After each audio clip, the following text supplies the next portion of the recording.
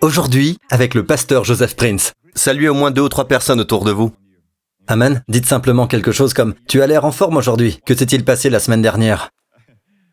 Regardez quelqu'un d'autre et dites « Pas de sueur. Tu ne transpireras pas. Vous connaissez tous le 12e commandement. Tu ne transpireras pas. Pas d'inquiétude. Amen. Dieu est aux commandes. Notre Dieu est aux commandes. Loué soit le Seigneur. Tout ce qui se passe, vous savez, il sourit simplement. Vous savez, il est assis sur le trône à la droite du Père, sachant que tout va bien. Donc à l'heure actuelle, nous avons un homme dans le ciel qui nous représente. Il prie pour nous. Il est calme. Il est bien au-dessus du virus Covid-19. Il est bien au-dessus de toute principauté et de tout pouvoir. Et écoutez attentivement, il n'y est pas seul. La Bible dit, il y est allé en tant que vous. Quand il est allé à la croix, il est allé à la croix en tant que vous, pour vous représenter. Donc ce n'est pas comme s'il était allé à la croix tout seul. Il n'avait aucune raison d'aller à la croix. Il n'avait aucune raison d'être exécuté. Il n'avait aucune raison d'être jugé. Il y est allé en votre nom. Il n'a pas commis de péché, n'a pas connu de péché. En lui, il n'y a pas de péché. Il y est allé en tant que vous. Donc, en ce qui concerne Dieu, non seulement les péchés ont été emportés au calvaire. D'accord? Mais votre usine à péché, le péché, avec un grand P, la nature du péché a été supprimée. Il n'y a plus d'usine pour produire des péchés. Jésus l'a achevé sur la croix. Il y est allé en tant que vous. Donc tout ce qui lui est arrivé à la croix nous est arrivé à vous et à moi. Et quand il a été enterré, quand il a été mis dans le tombeau, là encore il a été enterré en tant que vous. Nous avons été enterrés avec Christ. Voilà ce que je veux dire. Nous avons été enterrés avec Christ. Et puis quand Dieu l'a ressuscité d'entre les morts, nous avons tous ressuscité avec lui. Et c'est ainsi que la vie de résurrection a commencé à couler dans votre corps. Donc maintenant, vous êtes un être ressuscité dans un corps encore non ressuscité. Amen. Ce corps, nous aurons un corps tout neuf, que ce soit par l'enlèvement ou par la mort. En quel cas, vous attendrez l'enlèvement. De toute façon, ceux qui sont déjà morts et qui attendent son Fils depuis le ciel recevront tous un corps tout neuf. Un corps comme celui de Jésus, qui n'a pas de maladie, qui ne vieillira pas, qui ne connaîtra pas l'ennui, qui ne s'abîmera pas et qui ne mourra jamais. Imaginez donc cela dès maintenant. Jésus est au ciel, à la droite du Père, assis. Mais il n'est pas là pour lui-même, il est là pour nous. Ces 2 merveilleux mots que je retrouve toujours dans le livre des Hébreux. Il est là pour nous. J'ai dit, il est là pour nous. Amen. Nous sommes membres de son corps et de sa chair. Nous ne faisons qu'un avec le Seigneur Jésus. Et non seulement cela, celui qui s'unit au Seigneur est un seul esprit avec lui. Nous sommes donc un seul esprit avec lui. Et nous sommes membres de son corps et de sa chair. Si sa chair est en bonne santé, pourquoi la nôtre est-elle malade? Nous devons rejeter cela et déclarer, tel il est, tel nous sommes aussi dans ce monde. Amen. Nous devons comprendre que nous avons une nouvelle identité. Nous sommes en fait de l'autre côté du tombeau. Pasteur Prince, je suis toujours sur terre et je suis là. Vous savez, Pasteur Prince, que vous êtes là, en train de prêcher dans cette église. Oui, et cependant non. Je suis assis avec Christ. Il est là-bas, en tant que moi. Il est là-bas en tant que vous. Vous êtes assis avec le Christ. Alors, écoutez bien, faisons un pas de plus. Tout ce qui est dans le psaume 91 repose sur ceci, le tout premier verset. Dans la version anglaise, c'est littéralement celui qui s'assoit. Yashav.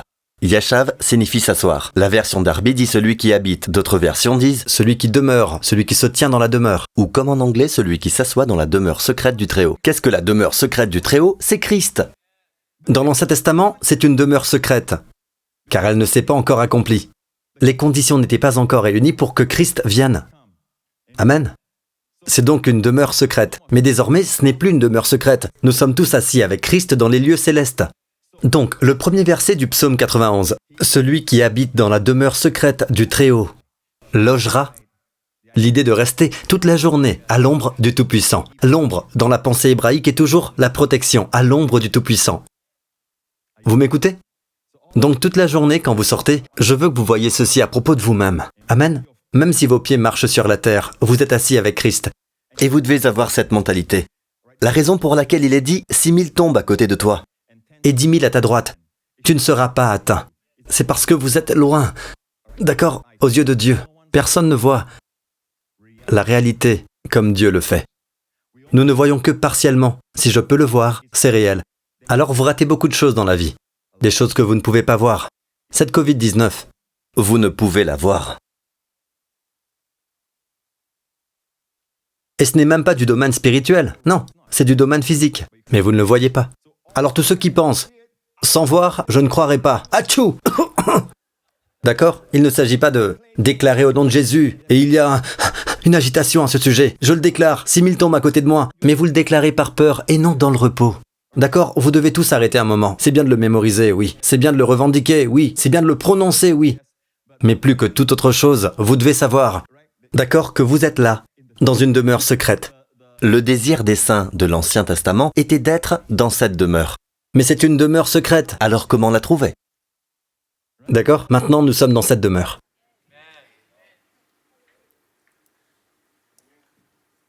Their dream is our reality. Amen. Nous vivons la réalité qu'ils ont rêvée. Amen.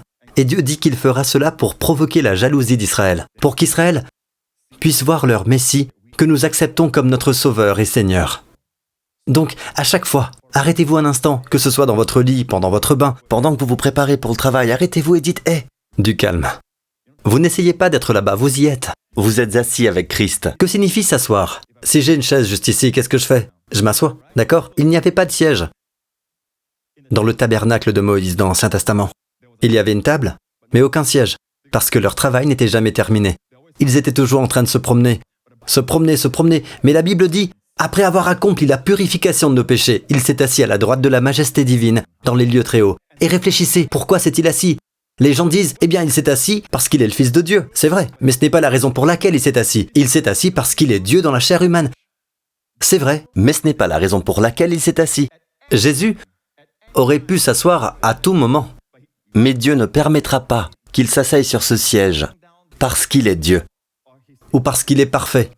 Dieu veut que ce soit pour cette raison. Après avoir accompli la purification de nos péchés, Il s'est assis. Reposez-vous sur le fait que vos péchés sont pleinement pardonnés. Vous savez, quand vous avez une mauvaise pensée, par exemple, ne vous lancez pas tout de suite dans ce rituel consistant à capturer la pensée et essayer de... vous savez, la gérer, dites juste « je suis pardonné » et continuez. Amen. C'est parce que les gens sont conscients de leurs péchés qu'ils s'y adonnent. Et le diable vit ses heures de gloire avec ceux qui ne connaissent pas la vérité. Donc écoutez, vos péchés aux yeux de Dieu, à ce jour, sont tous pardonnés. Donc respirez et reposez-vous. Il y a 3 mots en hébreu pour guérir. Resh, paix, c'est la bouche. Aleph, Rapha. Rapha, Jéhovah, Rapha, d'accord? Il s'agit de 3 lettres, lues de droite à gauche. L'hébreu se lit de droite à gauche. Resh, paix, Aleph. La racine du mot, il y a une racine pour chaque mot. Il l'appelle l'étymologie, la racine du mot. La racine du mot, si on enlève l'Aleph, c'est le mot He.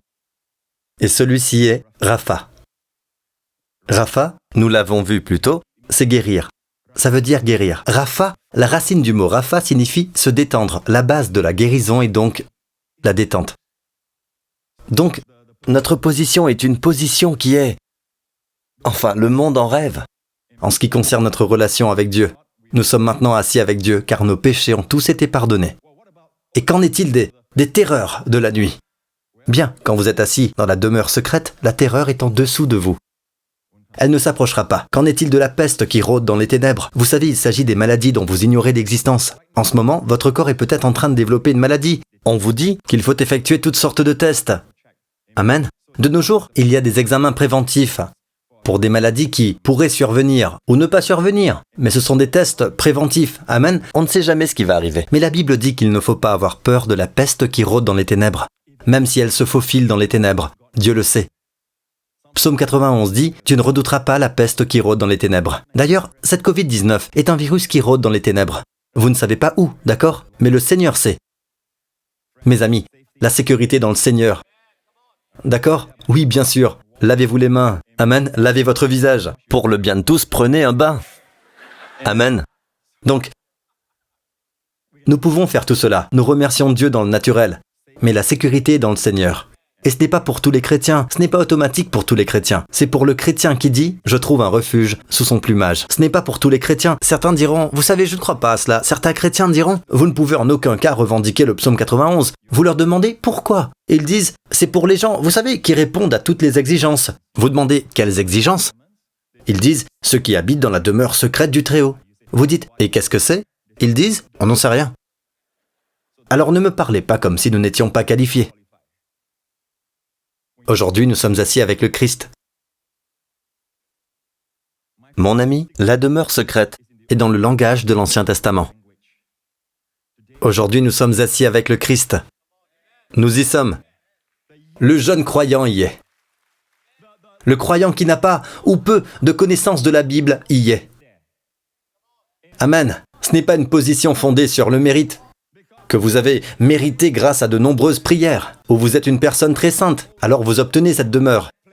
Ces choses sont importantes. C'est important de grandir dans la sainteté.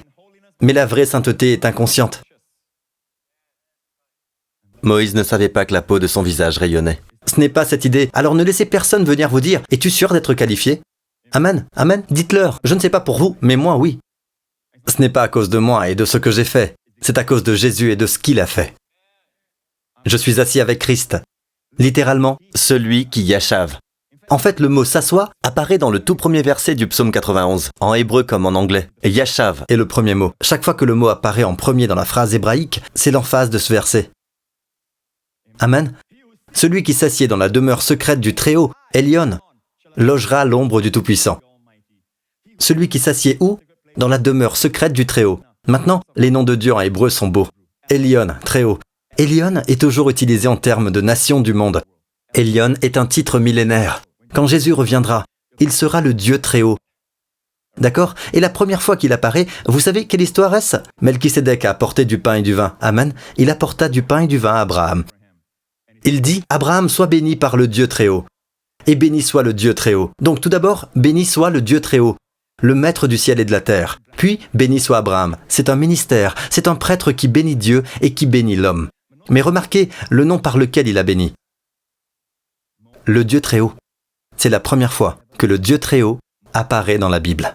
Et à chaque fois que la Bible mentionne un sujet, n'importe quel sujet pour la première fois, il y a quelque chose que nous pouvons apprendre, quelque chose d'important. Le Dieu Très-Haut apparaît ici. Et le chapitre suivant, Genèse 15, verset 1 dit « Après ces événements, quels événements? Après qu'Abraham ait reçu le pain et le vin. Après qu'Abraham ait reçu, Abraham répond avec la dîme. Et il y a des gens qui ne peuvent tout simplement pas comprendre la dîme. C'est pourquoi je dis que la dîme n'est pas pour tout le monde. C'est pour les personnes ayant une révélation. Amen. Amen. Et vous devez avoir une révélation que Jésus a porté le pain et le vin. Abraham a donné la dîme. Puis, après ces événements, le chapitre suivant. Quels événements? Que s'est-il passé plutôt? Le pain et le vin et la dîme. Abraham reçoit la bénédiction de Melchisédek. Après ces événements, la parole de l'Éternel fut adressée à Abraham dans une vision. Il dit « Abraham, n'aie pas peur. Je suis ton bouclier. » Nous en avons tant besoin aujourd'hui. N'aie pas peur. En hébreu, Al-Tira. Dites-le. Cela signifie « n'aie pas peur ». Al-Tira. Al-Tira est l'expression favorite de Jésus. Amen. N'aie pas peur. Désormais, tu seras pêcheur d'hommes. Ils ont vu les bénédictions et le bateau qui s'enfonce dans l'eau, sous le poids des poissons. Et Jésus sourit à Pierre et dit « Al-Tira, Pierre. N'aie pas peur. Amen. Désormais, tu seras un pêcheur d'hommes. N'ayez pas peur. Quand toutes ces choses arrivent dans le monde, relevez la tête, votre rédemption est proche. Amen. Al-Tira, c'est la première fois qu'il apparaît. Qu'est-ce que Dieu dit? Elle apparaît dans une vision. Et Dieu lui dit, je suis ton Magan. Je suis ton bouclier. N'est-ce pas merveilleux? Au milieu de la nuit, Dieu vous dit, je suis ton bouclier. Et surtout pendant cette période, qu'est-ce que ça signifie? Il est votre protection. Maintenant, je vais vous montrer quelque chose très rapidement. C'est le nom de Dieu en hébreu. Yud-He, Vav-He. Regardez ça. Yud, He, Vav, He. L'hébreu se lit de droite à gauche, comme le chinois ancien. D'accord? Dans Ésaïe 53, il est dit « Certainement lui a porté nos langueurs et s'est chargé de nos douleurs. Et nous l'avons estimé battu, frappé de Dieu et affligé. » Qui est-ce? Jésus. C'est Jésus, n'est-ce pas? Mais voici ce qu'il en est. Il est écrit « certainement ». C'est presque comme si. En hébreu, c'est le mot « aken ». C'est une affirmation positive. Regardez le verset suivant. Mais lui, il a été blessé à cause de nos transgressions. Beaucoup de croyants savent que Jésus a porté nos péchés. Amen. Mais ils ont du mal à croire que Jésus a aussi porté, dans ce même travail d'expiation, il a porté nos maladies. Donc, pour accentuer, Dieu a rajouté certainement.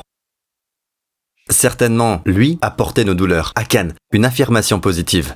Certainement n'est pas utilisé pour « il a été blessé pour nos transgressions ». Dieu sait qu'un seul peuple acceptera. La guérison est donc dans l'expiation. D'accord? N'ai-je pas raison? En français, il est dit « lui a porté nos langueurs et s'est chargé de nos douleurs ». Mais le mot hébreu est « coli » pour la souffrance, la maladie. Aujourd'hui, vous demandez aux Israéliens ce que sont coli et makov, ils diront maladie et douleur. Cela signifie maladie et s'est chargé de nos douleurs, makov, nos douleurs. Quand le monde a estimé Jésus comme battu, frappé de Dieu. Dans l'hébreu, cela s'écrit ainsi. C'est de l'hébreu. Interligne. Nos langueurs, lui, a porté. Nos douleurs, il a porté. Et nous, d'accord? C'est la parole en hébreu, d'accord? Certainement, aken. Certainement. Maintenant, regardez ceci. Regardez la dernière partie. Nous l'avons estimé battu, frappé de Dieu et affligé. N'ai-je pas raison? Il le méprisait. Dieu dit, mon nom est là. Regardez le premier. Son nom, à l'envers. Regardez Elohim. Pouvez-vous voir Elohim en jaune là? Vous voyez en jaune? C'est la première lettre de Yud-He Vav-He. Vous êtes d'accord? J'ai vu ça et il m'a dit de compter. 1, 2, 3, 4. Yud-He. Nous avons obtenu notre prochain He. Maintenant, ça doit être cohérent. Si vous comptez 4, ça doit être 4 à chaque fois. Vous comprenez? C'est le code de la Bible. D'accord? Ça ne peut pas être 4, puis 3, puis autre chose encore. Ou alors vous vous amusez avec la Bible. Non, elle est conçue par Dieu. Les 4 suivants, 1, 2, 3, 4. La troisième lettre de Yud-He Vav-He, c'est Vav. Le dernier doit être un He, n'est-ce pas? 1, 2, 3, 4. Quand le monde a méprisé son fils, j'ai écrit son nom. Yud-He Vav-He. Je suis si heureux de vous montrer ça. Nous avons encore un peu de temps pour que je vous en parle. Ah, c'était... Quand j'ai reçu cela, je vous dis, c'était vraiment quelque chose. Ah tiens, autre chose. Au fait, veuillez comprendre, quand nous disons à l'envers, nous voulons dire dans l'autre sens. L'hébreu s'écrit de droite à gauche. En fait, c'est écrit à l'envers. Chaque fois qu'il apparaît à l'avant, Dieu dirige sans détour. Mais lorsqu'il apparaît en arrière, Dieu domine. Donc, inversant le destin. Autrement dit, le médecin vous dit, vous savez que vous avez un mauvais état de santé. Dieu écrit dessus, c'est inversé. Jésus a porté vos maladies, vous comprenez? Alors là, ça parle de quoi? Il a porté nos maladies. Amen. Notre destin est maintenant inversé. Qui l'a inversé? Yud-He Vav-He. Récemment, je vous ai montré le mot huile. Le mot huile s'écrit Shin. Lecture de droite. Mem, Nun. Shin, Mem, Nun. Shemen, c'est l'huile, d'accord? Revenons à Ésaïe 53, d'accord? Regardez l'interlinéaire maintenant. En hébreu. Très bien, regardez, en lisant le texte de droite à gauche. 1, 2, 3, 4. Regardez le mot Shin dans le 4e mot. Vous voyez? Le voyez-vous? Comptez maintenant 13.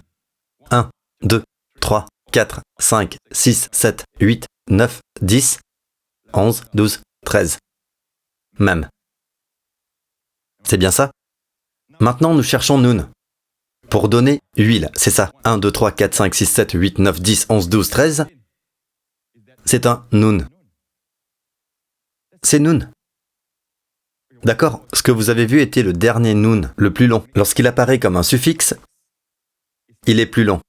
Il apparaît comme un préfixe, il est plus court. Même lettre. D'accord, laissez tomber, d'accord? Ne vous inquiétez pas pour ça. C'est Nun. Shemen. Voyez-vous Shemen? Voyez-vous Shemen? L'huile est dans l'œuvre de Jésus. Et une dernière. Tout cela m'est venu récemment. C'est ce que fait votre pasteur pendant que la Covid-19 circule. Passe du temps avec le Seigneur, mon ami. Pourquoi se concentrer sur les mauvaises nouvelles alors que vous avez de bonnes nouvelles dans votre Bible? Allez, ouvrez votre Bible. Demandez à Dieu, ouvre mes yeux pour voir les merveilles de ta parole. Amen. Encore une? D'accord? Encore une. Nous avons l'huile d'onction. Nous avons besoin de pain. Et le pain, c'est lechem. Lamet, chet, mem. Lechem. Bet lehem. La maison du pain.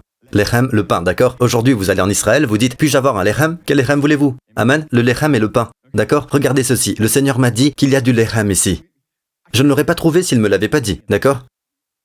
Vous ne pouvez pas trouver cela tout seul. Et vous imaginez bien que mon hébreu est limité. Donc il faut que le Seigneur me le dise, puis je le chercherai. Amen. Tout cela vient de lui, même le nom à l'envers. C'est donc ce que le Seigneur m'a donné. Ésaïe 53, le verset suivant. Verset 5. Mais il était blessé pour nos péchés, brisé pour nos iniquités. Le châtiment qui nous donne la paix est tombé sur lui, et c'est par ses meurtrissures que nous sommes guéris. N'ai-je pas raison? N'ai-je pas raison? D'accord? C'est un verset célèbre que nous utilisons tous, n'est-ce pas? Et le Seigneur dit, il y a du pain ici. J'ai dit, Seigneur, si je peux trouver du pain, c'est formidable pour la communion. Nous disons par ses meurtrissures, vous êtes guéris. Dieu dit, c'est là. D'accord? Je regarde dans l'hébreu et je commence à compter, d'accord? Regardez ça. En hébreu. D'accord? La dernière partie du verset. Le châtiment qui nous donne la paix est tombé sur lui. Regardez au premier lamed. Comment s'écrit les ram? Lamed, chet, mem. D'accord? Premier lamed. D'accord? Comptez 9. 1, 2, 3, 4, 5, 6, 7, 8, 9. Chet. Comptez 9. 1, 2, 3, 4, 5, 6. Une fois que c'est 9 la première fois, il faut que ce soit 9 tout au long. Cela doit être constant, d'accord? Et 8, 9. Même. Il s'agit de l'Echem écrit à l'envers. Savez-vous pourquoi? Chaque fois que vous prenez le pain, vous inversez votre état. Attendez. Je vais bientôt devoir m'arrêter, vous applaudirez à ce moment-là. Non seulement votre état s'inversera, le médecin dira que vous avez ce problème de santé, mais il sera inversé. Cela inversera les années dévorées par les sauterelles. Il vous renouvellera votre jeunesse comme les aigles. Louons-le, alléluia! Louez le nom de Jésus. Allez! Le péché a apporté la mort dans ce monde, mais vous pouvez vivre de l'autre côté. Un chrétien est quelqu'un qui vit de l'autre côté. Cela ne veut pas dire que si Jésus tarde à venir, votre cœur ne s'arrêtera pas de battre. Mais pour le chrétien, il ne s'agit pas de mourir, mais s'endormir, pour entrer dans la gloire. Amen. Et un jour, vous aurez un nouveau corps. Amen. Si c'est vous, si vous voulez que ce soit une réalité dans votre vie, recevez le Seigneur Jésus-Christ. Croyez au Seigneur Jésus-Christ, et vous serez sauvés, vous et votre famille. Faites cette prière avec moi. Dites, Père Céleste, je te remercie pour ton amour pour moi. Je te remercie d'avoir envoyé ton Fils mourir pour mes péchés à la croix. Je te remercie qu'il soit mort. Il a été enterré, mais il est ressuscité d'entre les morts pour ne plus jamais mourir. Et je te remercie, Père, que tous mes péchés soient effacés. Je suis vivant, dans Christ ressuscité. Je suis dans Christ ressuscité. Je ne suis pas en moi-même. Je suis en Christ ressuscité. Je suis donc dans la demeure secrète du Très-Haut. Jésus-Christ est mon Seigneur pour toujours, au nom de Jésus. Amen. Amen. Louons le Seigneur.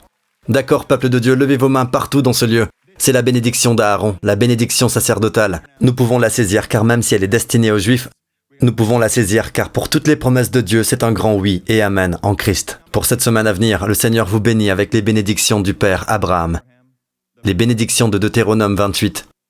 Pour cette semaine à venir, le Seigneur vous bénit, vous et vos familles. Avec encore plus. Le Seigneur vous bénit pour que vous soyez au bon endroit, au bon moment. Le Seigneur vous sourit, vous et vos proches, tout au long de cette semaine. Et le Seigneur dispose les événements et les personnes pour que tout concourt à votre bien. Oui, le bonheur et la grâce vous accompagneront et vous poursuivront. Vous rencontrerez sa bonté cette semaine. Amen. Vous ne devez pas avoir peur de la peste qui rôde dans les ténèbres, car il a chargé ses anges de veiller sur vous tout au long de cette semaine, et il vous protège. Il vous protège du virus Covid-19, et de toute maladie, et de tout mal, et de la puissance du mal. Que le Seigneur lève son visage, et qu'il vous donne à tous, au son de ma voix, son shalom, la santé, le bien-être, le renouvellement de la jeunesse et de la force, comme des aigles. Au nom de Jésus. Et tout le peuple dit, je vous aime. À bientôt. Que Dieu vous bénisse.